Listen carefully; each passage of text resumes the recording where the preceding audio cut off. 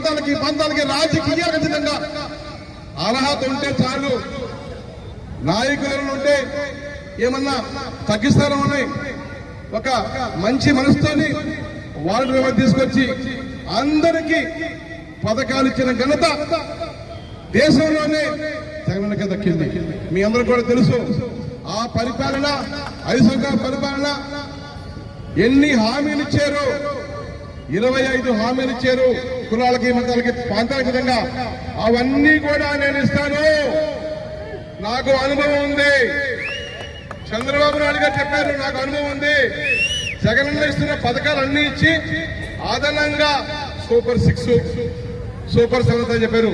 తల్లికి వందనం 50 సంవత్సరాల నిన్న బీసీలందరూ కూడా మహిళలందరూ కూడా పింఛను 7 పథకాలు చెప్పావయ్యా. ఒక్క పథకం ఇచ్చావా? సిలిండర్ అన్నావు, 5-6 సిలిండర్ చెప్పావు, ఒకటిచ్చావు. పింఛన్ చెప్పావు, జగనన్న ఇచ్చిన పింఛన్ కూడా 30% అనర్హులు చెప్పేసేసి వైసీపీ అందరూ కూడా పింఛన్ కట్ చేస్తున్నావు. కొత్త ఈగోగా పాతవి కూడా కట్ చేస్తున్నావు. ఇది మీ పరిపాలన. ఒక్కసారి అడుగుతారు మిమ్మల్ని, మేము అందరి ద్వారాగా మీడియా ద్వారాగా, చంద్రబాబు నాయుడు గారు ఒకటే మేము డిమాండ్ చేస్తున్నాం, మీరు ఇస్తున్న హామీలన్నీ ఇవ్వాల్సిందే. ఇవ్వకపోతే కందుకూరే కాదు 175 కాన్స్టిట్యూన్సీ ప్రజలు కూడా బయటకు వస్తారు.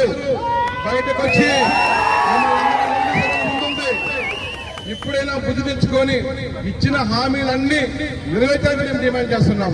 ముఖ్యంగా కందుకూరు కాన్స్టిట్యూన్సీ తీసుకుంటే ఇక్కడ ఎమ్మెల్యే గారు చూసుకుంటే మనం మెయిన్ రోడ్డు ఎక్కడ వెడల్పుగా ఉందో